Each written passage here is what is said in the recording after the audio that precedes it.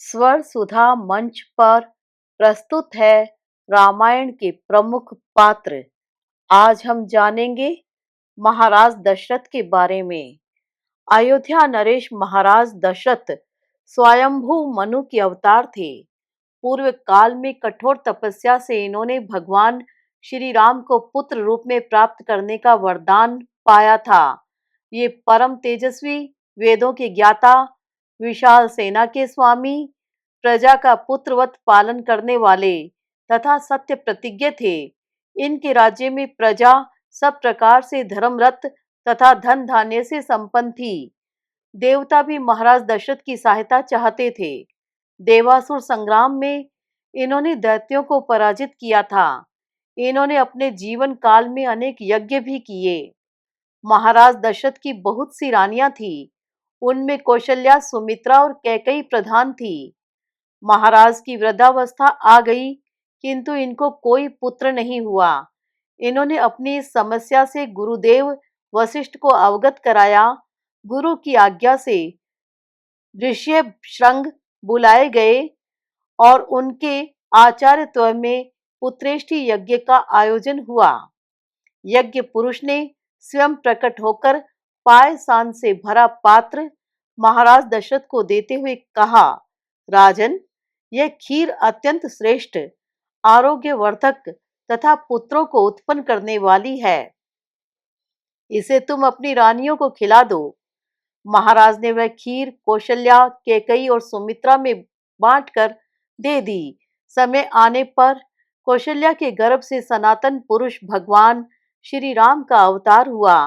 कैकेयी ने भरत और सुमित्रा ने लक्ष्मण तथा शत्रुघ्न को जन्म दिया। चारों भाई माता पिता के लाड प्यार में बड़े हुए।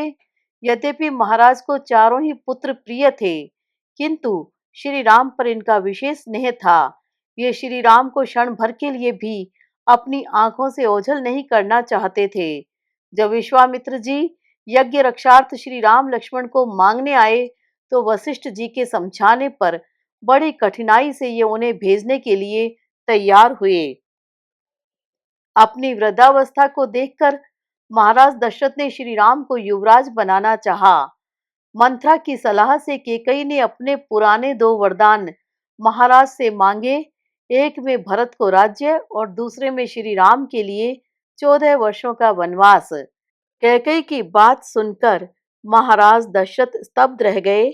थोड़ी देर के लिए तो इनकी चेतना ही लुप्त हो गई। होश आने पर इन्होंने कैकेयी को समझाया। बड़ी ही नम्रता से दीन शब्दों में इन्होंने कैकेयी से कहा, भरत को तो मैं अभी बुलाकर राज्य दे देता हूँ, किंतु तुम श्री राम को वन भेजने का आग्रह मत करो।